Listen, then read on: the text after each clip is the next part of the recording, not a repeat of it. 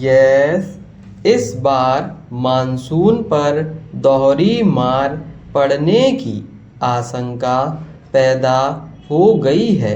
उत्तर भारत में हो रही लगातार बेमौसम बरसात और प्रशांत महासागर समुद्र गर्माने के कारण मानसूनी बारिश सामान्य से कम होने की संभावना बताई जा रही है। इसलिए इस संभावना से इनकार नहीं किया जा सकता है, क्योंकि प्रशांत महासागर के बारे में कहा जा रहा है कि समुद्र की सतह का तापमान सामान्य से आधा डिग्री की बढ़ोतरी हो चुकी है और तापमान में लगातार बढ़ोतरी का रुझान सामने आ रहा है। मौसम विभाग के अनुसार बताया जा रहा है कि प्रशांत महासागर में पेरू के निकट समुद्री तापमान में हो रही वृद्धि को देखते हुए एल नीनो का खतरा बढ़ गया है। यदि यह समुद्री तापमान और बढ़ता गया तो एल नीनो बनना तय माना जा रहा है।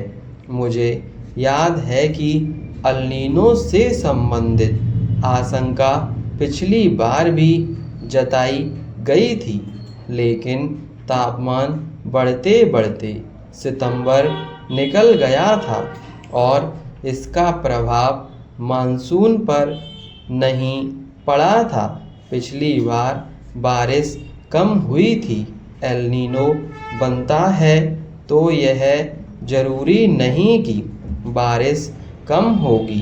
पहले उदाहरण बताते हैं कि एल नीनो के कारण बारिश कम होने की आशंका 66% और सामान्य होने की संभावना 44% होती है। खतरा सिर्फ एल नीनो का नहीं है। इस बार उत्तर भारत से लेकर मध्य भारत में लगातार हो रही बारिश से गर्मी नहीं पड़ रही है। मानसून के अच्छे प्रवाह के लिए भारतीय प्रायद्वीप का गर्म होना बहुत ज़रूरी है।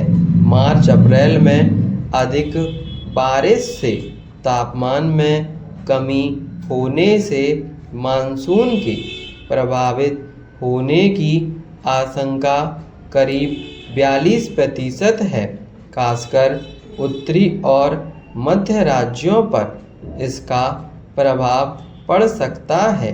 बदलते मौसम ने इस बार अपना असर दिखा दिया है। एक ओर बाढ़ तो दूसरी ओर बेमौसम बारिश तो तीसरी ओर ओलावृष्टि से फसलों को काफ़ी नुकसान पहुंचा है। इस कारण से किसानों का मनोबल बुरी तरह से टूट चुका है। गेहूं, दाल, चना, सरसों आदि फसलें किसानों को सही पैदावार नहीं दे पाई हैं। इसकी भरपाई कर पाना मुश्किल है।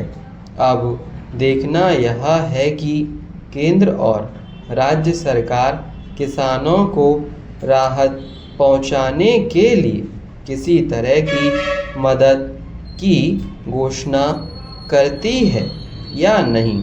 एक दृष्टिकोण से देखा जाए तो सरकार को किसानों के पिछले कर्ज और ब्याज माफ़ कर देना चाहिए, ताकि किसान इस घाटे से उबरकर खेती की ओर जुट सकें।